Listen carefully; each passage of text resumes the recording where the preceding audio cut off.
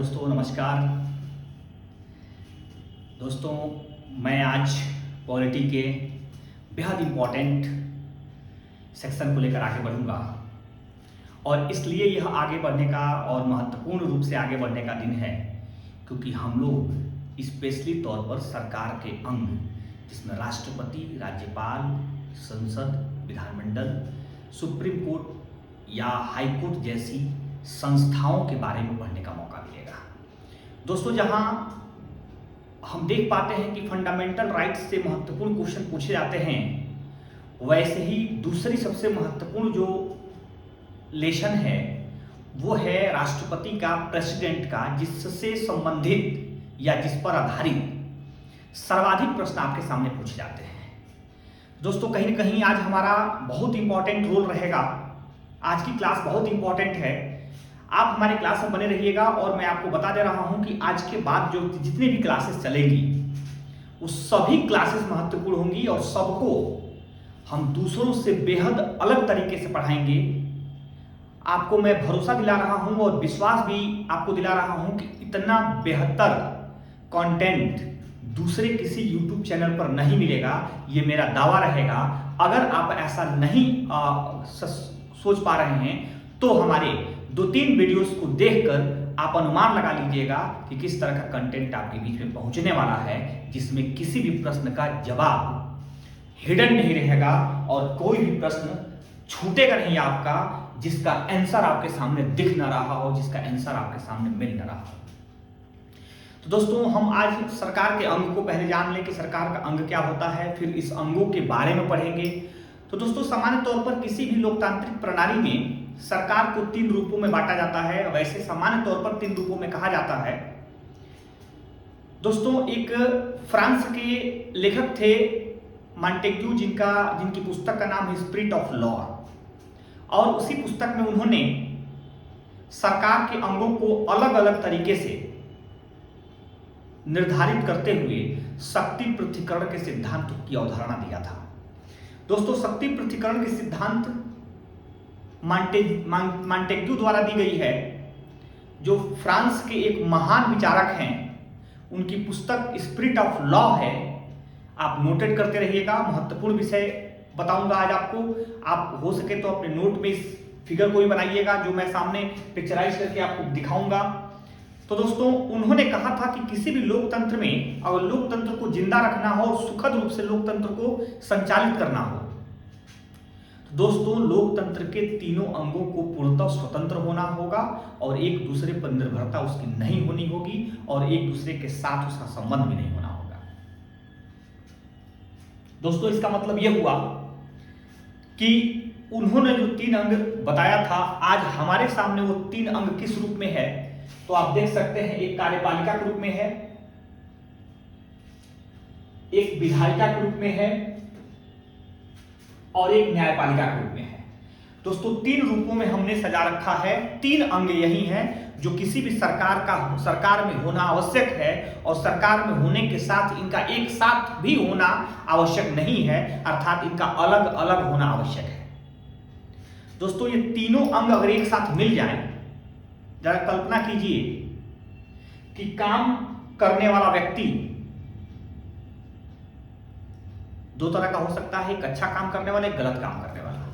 लेकिन उसी व्यक्ति को न्याय देने का भी अधिकार प्राप्त हो जाए तो अपने गलत कामों का न्याय क्या देगा। दोस्तों, इससे साफ तौर पर क्लियर है कि वो अपने को बाइज्जत बरी करेगा, अपने को किसी भी गलती को एक्सेप्ट नहीं करेगा, क्योंकि न्याय देने का अधिकार उसी को। अर्थात यही कह सकते हैं कि चोर को कह दीजिए न्याय देने के लिए, हत्यारे को कह दीजिए न्याय देने के लिए, डकैत को खुद कहिए कि तुम अपना फैसला खुद करो, न्याय का फैसला, तो फिर पहले से ही निर्धारित है कि वो फैसला क्या होगा। इसीलिए कहा जाता है कि इन तीनों अंगों का अलग अलग होना आवश्यक है। अगर विधायिका के तौर पर कानून बनाने की जिम्मेदारी भी कार्यपालिका को सौंप दिया जाए तो कानून जनता के हित में नहीं बनेगा, कानून सरकार के हित में बनेगा, कानून कार्यपालिका के हित में बनेगा, वही कानून बनेगा जिसमें कार्यपालिका सबसे बेहतर पोजीशन में हो, जनता को उसके भले का हक मिले या न मिले, लेकिन कार्यपालिका अपने हक के लिए कानून बनाती रहेगी। इसलिए भी जरूरी है कि विधायिका का कार्यपालिका से अलग रखना, अलग होना होता है। दोस्तों अब बात यह है कि भारत में इन तीनों अंगों की स्थिति तो आप देखते ही होंगे।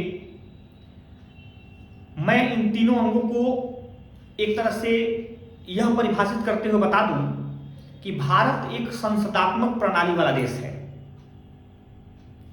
जिसमें कार्यपालिका और विधायिका का कुछ रिलेशन है, अर्थात विधायिका ही वास्तविक कार्यपालिका का गठन करती है। हम उसमें राष्ट्राध्यक्ष की बात नहीं कर रहे हैं, हम शासनाध्यक्ष की बात कर रहे हैं, जो आपके ऊपर शासन करने के लिए कार्यपालिका के प्रमुख के तौर पर या कार्यपालिका के मुख्य कार्यवाहक के तौर पर जिस व्यक्ति की नियुक्ति होती है वो देश का प्रधानमंत्री होता है संसदात्मक प्रणाली में। और संसदात्मक प्रणाली में संसद ही प्रधानमंत्री को नियुक्त करता है। तो इस तरह से विधायिका के प्रति कार्यपालिका जवाबदेह होती है, जो प्रधानमंत्री जवाबदेह होते हैं उनका मंत्रिपरिषद जवाबदेह होता है, और कार्यपालिका में विधायिका में एक संबंध भी होता है जिसके द्वारा शासन प्रशासन को संचालित किया जाता है, विधि या विधान का निर्माण किया जाता है। तो दोस्तों हम पहले ये जानते हैं कि कार्यपालिका के प्रमुख के तौर पर कौन होते हैं, इसको हम सीरियल वाइज जानते हुए, लेकिन आपके सामने अगर प्रश्न आ जाए कि सरकार के कितने अंग हैं, तो सामान्य तौर पर अगर 3 अंग दिया हो तो 3 लगाएंगे, लेकिन क्वेश्चन अगर पूछ दिया जाए कि सरकार का चौथा स्तंभ किसे कहते हैं, तो आपका आंसर क्या होगा? तो दोस्तों चौथा स्तंभ के रूप में हम प्रेस को कहते हैं, मीडिया को कहते हैं। यह कई बार प्रश्न बन चुका है। तो आप देख सकते हैं यहां मैं अगर एक और अंग लिख दूं प्रेस के रूप में, तो यह सरकार का चौथा अंग है। मीडिया सरकार की चौथा स्तंभ मानी जाती है, इसलिए लोकतांत्रिक देशों में चौथे स्तंभ के रूप में अपना स्थान बना चुकी मीडिया को सामान्य रूप से प्रश्नों में भी यही पूछकर आपको आपके सामने कंफ्यूजन रखा जाता है कि चौथा अंग किसे कहा जाता है। प्रश्न बनेगा कार्यपालिका को, दूसरा विधायिका को, तीसरा न्यायपालिका को, चौथा मीडिया को। एक उसी में नन ऑफ दीज का भी ऑप्शन हो सकता है, जिससे आपको भ्रमित होने की जरूरत नहीं है कि चौथा स्तंभ किसे कहते हैं। सीधा सीधा चौथा स्तंभ हम प्रेस को कहते हैं, मीडिया को कहते हैं। दोस्तों अगर हम बात करें कि भारत में क्या परिस्थितियां हैं, तो पहले हमने इसके पहले वाली वीडियो में बताया था कि शासन 2 प्रकार की होती है, एक संघात्मक और एक एकात्मक। दोस्तों एकात्मक देशों में सारी शक्तियां सेंटर में निहित होती है, केंद्र में निहित होती है, और संघात्मक शासन में शक्तियों का विभाजन होता है। कुछ शक्तियां राज्य के पास होती हैं, कुछ शक्तियां केंद्र के पास होती हैं, और दोनों लोग मिलकर देश की शासन व्यवस्था का संचालन करते हैं। दोस्तों भारत, हम उसी दिन बताए थे कि भारत एक संघात्मक देश है, और भारत संघात्मक देश होने के नाते भारत में भी शक्तियों का विभाजन केंद्र और राज्य में किया गया है। तो अगर मैं आपको बताऊं कि थोड़ा सा इसको विभाजित कर दिया जाए, तो कार्यपालिका के केंद्र और राज्य में कौन होंगे, तो इसके लिए आप देख सकते हैं कार्यपालिका के केंद्र में जो होंगे वो राष्ट्रपति ही होंगे, और राज्य में जो होंगे वो राज्यपाल होंगे। दोस्तों ठीक इसी प्रकार से हम अगर देखें कि विधायिका में भी संघात्मक प्रणाली के अंतर्गत कौन कौन सी इकाई विकसित है या काम करती है, तो इसके भी 2 इकाइयां हम आपके सामने विभाजित कर रहे हैं। विधायिका जो केंद्र में होती है और राज्य में होती है। केंद्र की विधायिका को हम संसद कहते हैं, और राज्य की विधायिका को विधान मंडल कहते हैं। देख सकते हैं दोस्तों, इसको विधानमंडल कहते हैं, उसको संसद कहते हैं। दोस्तों इसी प्रकार से हम अगर न्यायपालिका की बात करें, तो न्यायपालिका को, हालांकि भारत में एकीकृत न्यायपालिका, आप ध्यान रखेंगे भारत में पूछा जाए कि एकीकृत कौन सा अंग है सरकार का, तो सरकार की जो न्यायपालिका है वो एकीकृत अंग है। फिर भी हम उसको राज्य इकाई और सेंटर इकाई में बांट कर देखते हैं तो न्यायपालिका का जो केंद्रीय इकाई है उसे सामान्य तौर पर दोस्तों हम सर्वोच्च न्यायालय कहते हैं या सुप्रीम कोर्ट कहते हैं,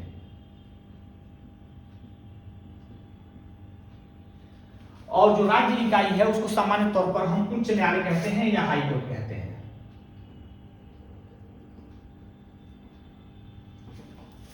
आप देख पा रहे हैं इसमें कि कार्यपालिका के मुखिया के तौर पर केंद्र में राष्ट्रपति जी होते हैं, कार्यपालिका के मुखिया के तौर पर राज्य में राज्यपाल होते हैं, विधायिका के प्रमुख के तौर पर केंद्र में संसद होता है, और विधायिका के ही प्रमुख के तौर पर राज्य में जो होता है वो विधानमंडल होता है। दोस्तों इसी प्रकार से न्यायपालिका के प्रमुख के तौर पर केंद्रीय न्यायपालिका के रूप में हम सामान्य तौर पर सुप्रीम कोर्ट को कहते हैं और राज्य स्तर पर इसे हाई कोर्ट को कहते हैं। हालांकि इन दोनों का एक साथ संबंध है, यह दोनों एकीकृत रूप में देखी जाती हैं, जो नीचे से ऊपर तक सुप्रीम कोर्ट तक पहुंचती हैं, लेकिन फिर भी कुछ मामले ऐसे हैं जिसके आधार पर इसे केंद्रीय इकाई, इसे राज्य इकाई के रूप में भी हम जानते हैं। आगे जब हम सुप्रीम कोर्ट पढ़ेंगे और हाई कोर्ट पढ़ेंगे तो उसमें और बेहतर ढंग से आपको जानने का मौका मिलेगा कि कैसे दोनों एकीकृत इकाई के रूप में हैं और क्यों ये दोनों कार्यपालिका और विधायिका के जैसा नहीं है। अर्थात न्यायपालिका का इन दोनों के साथ कुछ अलग सिस्टम है जिसको आप समझने का प्रयास करेंगे आगे की वीडियो में। अब हम देखते हैं दोस्तों कार्यपालिका किसे कहते हैं। पहले तो आप ये जान लीजिए कार्यपालिका किसे कहते हैं, विधायिका किसे कहते हैं, क्योंकि किसी भी टर्मिनोलॉजी है हमारे संविधान का या हमारे कार्यपालिका का या पॉलिटी का राज्य व्यवस्था का टर्मिनोलॉजी है जिसमें कार्यपालिका आप नहीं समझ पाएंगे तो फुल्ली तौर पर उसके आंसर नहीं दे पाएंगे जब केवल और केवल कार्यपालिका को प्रश्न पूछे जाएंगे या कार्यपालिका नाम देते हुए प्रश्न पूछे जाएंगे। तो दोस्तों अगर कार्यपालिका की हम बात करें तो जो कार्य करने वाली इकाई होती है किसी भी देश में उसी को हम कार्यपालिका कहते हैं। दोस्तों कार्य करने वाली इकाई को मैं पहले ही बताया हूं कि शक्तियों को दो भागों में बांटा गया है, राज्य इकाई और केंद्रीय इकाई। तो यहां भी केंद्रीय इकाई के तौर पर कार्य करने के लिए राष्ट्रपति जी हैं और राज्य इकाई के तौर पर कार्य करने के लिए राज्यपाल जी हैं। अर्थात जो काम करने वाली इकाई है उसे कार्यपालिका कहते हैं और केंद्र और राज्य में राष्ट्रपति और राज्यपाल के रूप में उनकी नियुक्ति या उनका निर्वाचन होता है। दोस्तों उसी प्रकार से विधायिका किसे कहते हैं, तो विधायिका की जो विधेयक बनाने वाली इकाई है, जो कानून पारित करती है, जो विधि बनाती है, जो है कि कोई प्रस्ताव लेकर आती है, इस प्रकार की जो इकाई है वो विधायिका कही जाती है। विधायिका को सामान्य तौर पर व्यवस्थापिका भी कहते हैं। दोस्तों अगर हम लेजिस्लेटर के रूप में हम विधायिका को जानते हैं तो विधायिका का दूसरा नाम व्यवस्थापिका है। तो व्यवस्थापिका भी हम दो भागों में देखते हैं बांट कर कि केंद्रीय इकाई के रूप में क्या कहते हैं और राज्य इकाई के रूप में क्या कहते हैं। तो दोस्तों केंद्रीय इकाई के रूप में जो विधायिका है उसे संसद कहते हैं, पार्लियामेंट कहते हैं। केंद्र में पार्लियामेंट है। ठीक उसी प्रकार से कानून बनाने के लिए राज्य में किसकी स्थापना की गई है, तो राज्य में विधानमंडल की स्थापना की गई। दोस्तों राज्य इकाई में जो विधायिका के रूप में काम करता है वह विधानमंडल होता है, राज्य में होता है। अगर हम न्यायपालिका की बात करें दोस्तों तो न्यायपालिका के रूप में जो केंद्रीय न्यायपालिका के रूप में काम करने वाली कोई इकाई है तो सर्वोच्च न्यायालय, और राज्य न्यायपालिका के तौर पर कोई काम करने वाली इकाई है न्यायपालिका के रूप में तो उच्च न्यायालय है। दोस्तों अगर हम बात करें कि राष्ट्रपति जी का अनुच्छेद या आर्टिकल क्या कहता है, तो राष्ट्रपति जी हमारे संविधान के अनुच्छेद 52 में उल्लेखित किया गया है। 52 में राष्ट्रपति के पद का उल्लेख है। दोस्तों इसी प्रकार से राज्यपाल के लिए 153 में राज्यपाल के पद का उल्लेख किया गया है। अगर हम बात कर लें पार्लियामेंट की तो संसद दोस्तों किसमें उल्लेखित की गई है, तो संसद आर्टिकल 79 में इसका उल्लेख है, आर्टिकल 79 में। और दोस्तों राज्य के विधानमंडल के अनुच्छेद जो हैं वह दोस्तों 168 में राज्य विधानमंडल का उल्लेख किया गया है, 168। अगर सुप्रीम कोर्ट की बात करें, काफी बार सुप्रीम कोर्ट के अनुच्छेद को पूछा गया है कि किस अनुच्छेद में सुप्रीम कोर्ट का उल्लेख है, तो दोस्तों आप देख सकते हैं सुप्रीम कोर्ट का उल्लेख है 124 1 2 का 4। दोस्तों आप देख सकते हैं 1 2 4 अर्थात 124 में सुप्रीम कोर्ट का उल्लेख किया गया है। ठीक, अगर बहुत बारीकी नजर से देखेंगे तो आप देखिए 1 2 4 अगर सुप्रीम कोर्ट के लिए है तो हाई कोर्ट के लिए क्या है दोस्तों, 2 1 का 4, अर्थात 1 2 का 4 सुप्रीम कोर्ट और 2 1 का 4 हाई कोर्ट, अर्थात 214 हाई कोर्ट के लिए है और 124 सुप्रीम कोर्ट के लिए है।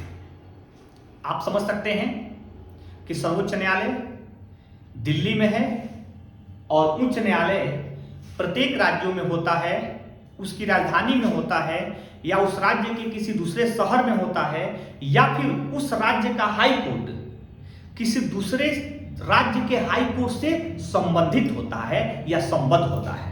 जैसे एग्जांपल दूं आपको कि उत्तर प्रदेश का हाई कोर्ट लखनऊ में नहीं है, इसका मुख्य जो स्थान है वह उत्तर प्रदेश के हाई कोर्ट किस शहर में स्थित है, तो इलाहाबाद में है, प्रयागराज में है, अर्थात उत्तर प्रदेश की राजधानी में नहीं है। अगर मैं बात करूं बिहार का हाई कोर्ट कहां है, तो बिहार की राजधानी में ही है, पटना में। लेकिन इसी प्रकार से दोस्तों अगर मैं कहूं कि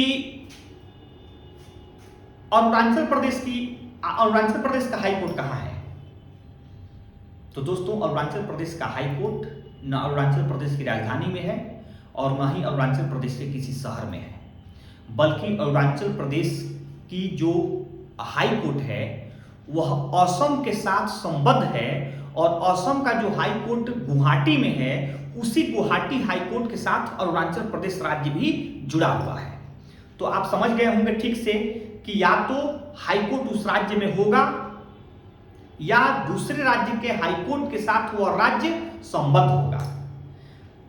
तो इस प्रकार से कहीं न कहीं हाई कोर्ट हर राज्यों में हो यह आवश्यक नहीं है, लेकिन हर राज्यों के लिए हाई कोर्ट हो यह आवश्यक है दोस्तों। तो अब तो हम देख पा रहे हैं इसमें कि राष्ट्रपति, राज्यपाल, संसद या फिर विधानमंडल या सुप्रीम कोर्ट और हाई कोर्ट। दोस्तों और इसको ब्रीफ में करूं और आपको थोड़ा सा सहज रूप में बताने का प्रयास करूं तो आप देख सकते हैं कि मैं संसद को भी थोड़ा सा डिफाइन करने का प्रयास करूंगा। दोस्तों संसद को अगर डिफाइन करूंगा तो संसद को दो भागों में बांटते हैं, संसद के अंग और संसद के दो सदन। ये दो प्रश्न आते हैं दोस्तों। संसद के दो सदन कौन कौन से हैं? यह है एक लोकसभा और दूसरा है राज्यसभा। दोस्तों क्वेश्चन पूछ दे संसद के कितने सदन हैं, तो आपका आंसर होगा दो सदन है, एक लोकसभा है एक राज्यसभा है। लेकिन दोस्तों अगर आपसे क्वेश्चन पूछा जाए कि संसद के कितने अंग हैं, सदन न पूछकर क्वेश्चन हो कि संसद के कितने अंग हैं, तो आपका आंसर होगा दोस्तों संसद के 3 अंग हैं, जिसमें एक लोकसभा है, एक राज्यसभा है और तीसरा अंग राष्ट्रपति जी है। दोस्तों यहां राष्ट्रपति लिख सकते हैं, यह अंग है, अर्थात राष्ट्रपति सदन नहीं है, राष्ट्रपति अंग के रूप में संसद के साथ जुड़ते हैं। तो संसद के 3 अंग होते हैं, एक लोकसभा, एक राज्यसभा, एक राष्ट्रपति। ठीक उसी प्रकार से हम राज्य में अगर विधायिका की बात करें तो राज्य विधायिका को हम विधानमंडल कहते हैं और इसके भी 2 अंग, 2 सदन हम दिखा पा रहे हैं। आपको देख लीजिएगा, थोड़ा समझ लीजिएगा हमारी वार्ता को। एक विधानमंडल के 2 सदन, जिसमें एक को कहते हैं विधानसभा और दूसरे को कहते हैं विधान परिषद।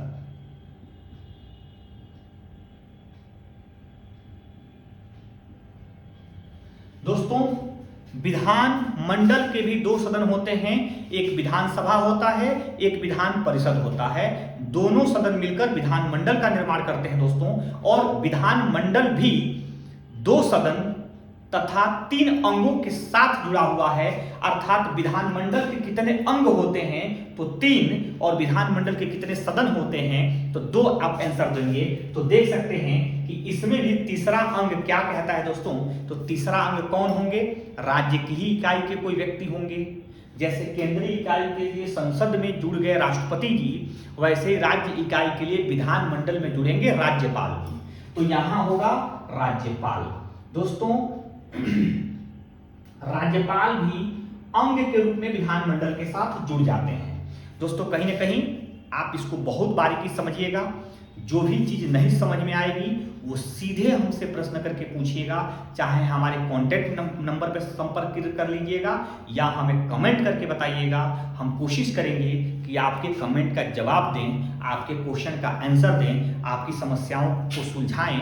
तो निश्चित तौर पर आप इसमें कोई भी त्रुटि या किसी भी प्रकार का और ज़्यादा कुछ जानने का प्रयास करेंगे तो हमसे सीधा आप संपर्क साध सकते हैं। तो दोस्तों राज्यपाल एक अंग, विधानसभा दूसरा अंग, विधान परिषद तीसरा अंग के रूप में विधानमंडल के 3 अंग कहे जाते हैं। अर्थात संसद के भी 3 अंग और विधानमंडल के भी 3 अंग। तो कहीं ना कहीं अब हम देखते हैं कि लोकसभा, हालांकि लोकसभा के लिए जो आर्टिकल है उसको भी समझ लिए, राज्यसभा के लिए आर्टिकल समझ लिए। राज्यसभा का जो आर्टिकल है दोस्तों वह 80 है, 80 अनुच्छेद जो है वो राज्यसभा के लिए है। 81 आर्टिकल जो है वह लोकसभा के लिए है। अर्थात 79 संसद के लिए, 80 राज्यसभा के लिए और 81 लोकसभा के लिए। आप देख पा रहे हैं इसमें कोई भी समस्या नहीं है, ये सीधा सीधा आपको नजर आ रहा है कि 79, 80, 81। ठीक इसी प्रकार से हम देखेंगे कि विधानमंडल की पोजीशन क्या है। तो विधानमंडल 168 में, आर्टिकल 168 में उल्लेखित है, जिसके 2 सदन हैं, एक विधानसभा और एक विधान परिषद। तो दोस्तों विधानसभा के लिए आर्टिकल और विधान परिषद के लिए आर्टिकल क्या है? इसमें विधान परिषद के लिए आर्टिकल है 169। और मैं बता दूं आपको कि 169 का जो आर्टिकल है वो सर्वाधिक बार पूछा जाने वाला अनुच्छेद है, आर्टिकल है। मतलब विधान परिषद किस अनुच्छेद में है इसे बार बार रिपीट करके और कई बार पूछा जाता है। आप एकदम रट जाइए और इसको याद रख लीजिए कि 169 विधान परिषद बेहद महत्वपूर्ण है और लगातार पूछा जाने वाला प्रश्न रहा है, रिपीटेड क्वेश्चन रहा है। लेकिन जब 168, 169 तो 170 विधानसभा क्या हो जाएगा? 170 अनुच्छेद में विधानसभा का उल्लेख आपको दिखाई देगा। तो कहीं ना कहीं यह 79, 80, 81 है, यहाँ 168, 169, 170 का उल्लेख है। यह तो आप जान पाए किस अनुच्छेद में कैसे है। अब ये भारत की व्यवस्था के अनुसार आप जान रहे हैं। लेकिन दोस्तों एक प्रश्न आता है कि अध्यक्षात्मक प्रणाली और संसदात्मक प्रणाली क्या होता है? मैं यहां लिख दे रहा हूं। पहला है संसदात्मक प्रणाली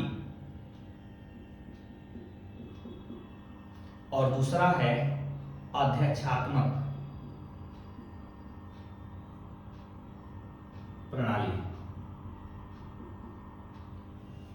अध्यक्षात्मक प्रणाली दोस्तों 2 प्रणाली में लिखा हूं। एक आप देख पा रहे हैं संसदात्मक प्रणाली और एक है अध्यक्षात्मक प्रणाली। दोस्तों 2 शासन की प्रणालियां हैं। आप पूछेंगे जितना भी आप समझे हैं ये कौन सी प्रणाली के साथ जुड़ता है, तो हम कहेंगे संसदात्मक प्रणाली के साथ। अर्थात हमारे देश में अध्यक्षात्मक प्रणाली नहीं है। दोस्तों अध्यक्षात्मक प्रणाली वाले जो देश हैं उन देशों में अमेरिका और लैटिन अमेरिकी देशों की संख्या ज्यादा है, जहां कार्यपालिका के वास्तविक प्रमुख के तौर पर राष्ट्रपति होते हैं और राष्ट्राध्यक्ष के रूप में भी राष्ट्रपति होते हैं। दोस्तों वहां राष्ट्रपति को ही सारी शक्तियां दे दी गई है। राष्ट्रपति सीधे जनता के प्रति उत्तरदायी होता है। लेकिन दोस्तों हमारे देश में जो संसदात्मक प्रणाली है उस संसदात्मक प्रणाली में राष्ट्रपति राष्ट्र प्रमुख तो होते हैं, लेकिन दोस्तों शासन के लिए जो प्रमुख वास्तविक तौर पर नियुक्त किया जाता है वह विधायिका द्वारा अर्थात संसद द्वारा, संसद के लोकसभा और राज्यसभा द्वारा, खासकर लोकसभा द्वारा प्रधानमंत्री की नियुक्ति की जाती है। और जब संसद द्वारा प्रधानमंत्री की नियुक्ति की जाती है, संसद तय करता है कि हमारे देश का प्रधानमंत्री कौन होगा, तो फिर प्रधानमंत्री या फिर शासन का वास्तविक कार्यपालिका जो मंत्रिपरिषद में निहित होती है, यह संसद के प्रति उत्तरदायी होते हैं, जवाबदेह संसद के प्रति होते हैं। अर्थात जिस देश में संसद प्रमुख होती है और संसद महत्वपूर्ण होती है वह संसदात्मक प्रणाली है, और जिस देश में राष्ट्रपति महत्वपूर्ण होता है वह अध्यक्षात्मक प्रणाली है। अमेरिका एक अध्यक्षात्मक प्रणाली का सबसे बेहतर एग्जाम्पल है। क्यूबा है, हैती है, जमैका है, ऐसे देश आपके अध्यक्षात्मक प्रणाली के देश हैं, जबकि संसदात्मक प्रणाली के बहुत सारे देशों में दोस्तों भारत हो गया, ब्रिटेन हो गया, ऑस्ट्रेलिया हो गया, कनाडा हो गया, बहुत सारे ऐसे देश जो संसदात्मक प्रणाली के एग्जाम्पल दिए जाते हैं, वह उस देशों में भारत भी शामिल है। क्योंकि भारत की ऐसी भौगोलिक परिस्थितियां और भारत की ऐसी परिस्थितियां थी, जो राजनीतिक परिस्थितियां भी कही जा सकती हैं, जिसमें भारत की व्यवस्था को संसदात्मक होना ही सबसे बेहतर माना गया। हमारे संविधान के निर्माताओं ने भारत के लिए सबसे बेहतर कोई अगर विकल्प चुना तो संसदात्मक विकल्प चुना, जिसमें संसद में सारी शक्तियां निहित रहेगी और संसद की ही शक्तियों के आधार पर देश का संचालन प्रधानमंत्री या मंत्रिपरिषद के हाथों से होगा। तो दोस्तों, अगर हमारे देश में अध्यक्षात्मक प्रणाली होता तो क्या होता? जानते हैं क्या होता?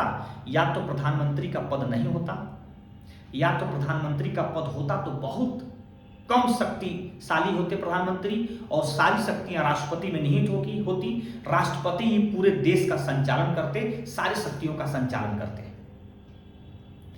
लेकिन देश में संसदात्मक प्रणाली है। हालांकि राष्ट्रपति, ध्यान दीजिएगा, भारत का राष्ट्रपति भारत के निर्वाचन का प्रतिनिधि होता है, पूरे भारत के निर्वाचन का प्रतिनिधि कहा जाता है, प्रतिबिंब होता है।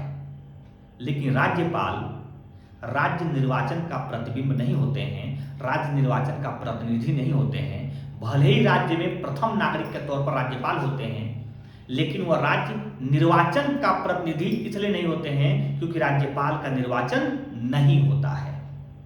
दोस्तों, अगर हमारे देश में अध्यक्षात्मक प्रणाली होता तो राष्ट्रपति का भी निर्वाचन होता और राज्यों के इकाई के तौर पर राज्यपाल जो होते हैं, जिन्हें गवर्नर कहा जाता है, उनका भी निर्वाचन राज्य की जनता करती। लेकिन संसदात्मक प्रणाली को ऐसे सिस्टम में विकसित किया गया है जिसमें राज्य में कार्यपालिका के प्रमुख के तौर पर भले ही राज्यपाल होंगे, लेकिन राज्यपाल की नियुक्ति राष्ट्रपति द्वारा की जाती है। राज्यपाल जनता के प्रतिनिधि नहीं होते हैं। तो दोस्तों, संसदात्मक प्रणाली, अध्यक्षात्मक प्रणाली, इन दोनों प्रणालियों को आप ठीक से समझ पाए होंगे। अब हम ये आपको बता दूं कि आगे के दिनों में जब भी हम इस क्लास को आगे बढ़ाएंगे तो कंप्लीटली हम राष्ट्रपति और राज्यपाल से क्लास की शुरुआत करेंगे। और मैं इसलिए साथ साथ में करूंगा क्योंकि केंद्र की कार्यपालिका अगर राष्ट्रपति में निहित है तो राज्य में भी एक कार्यपालिका है जो राज्यपाल में निहित है। अगर दोनों को हम लोग साथ साथ पढ़ेंगे तो हम लोग एक तो इस बात की जानकारी प्राप्त कर लेंगे कि राष्ट्रपति किसे कहते हैं, क्या क्या शक्तियां उसके पास हैं, और राज्यपाल किसे कहते हैं और राज्यपाल की क्या क्या शक्तियां हैं।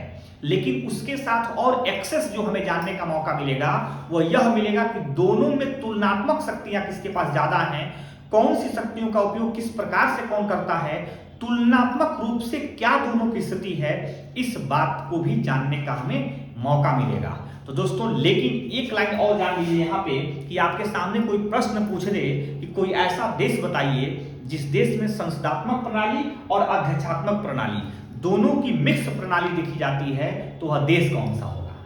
तो देश आपका फ्रांस होगा। दोस्तों, फ्रांस एक ऐसा देश है जहां न पूर्णतः संसदात्मक प्रणाली है और ना ही पूर्णतः अध्यक्षात्मक प्रणाली है, अर्थात अर्ध अध्यक्षात्मक प्रणाली और अर्ध संसदात्मक प्रणाली के साथ दोनों में मिक्स या मिश्रित प्रणाली पाई, दोनों की मिश्रित प्रणाली होती है, तो वह देश है फ्रांस, जहां दोनों को साथ में जोड़कर देखा जाता है। तो इस तरह से एक ऐसा भी देश है जहां संसदात्मक प्रणाली और अध्यक्षात्मक प्रणाली दोनों प्रणालियां साथ साथ में काम करती हैं। दोस्तों, ये वीडियो कैसा लगा हमें जरूर से बताइएगा। अगर इसमें किसी प्रकार की और भी चीज़ जानना चाहते होंगे तो हमें कमेंट करके बताइए। जैसा मैंने पिछले ही समय में बता दिया कि आप हमसे सीधा संपर्क कर सकते हैं। दोस्तों, अब हम इससे आगे की जो क्लासेस लेकर चलेंगे वो बेहद इंपॉर्टेंट होगा। हमारी क्लास से जुड़े रहिएगा। अगर आप हमारे कंटेंट को अच्छा समझ पा रहे होंगे तो दोस्तों एक लाइक कीजिएगा और अपने दोस्तों के पास शेयर कीजिएगा। आपको पूरा वीडियो देखने के लिए बहुत बहुत धन्यवाद। Thank you.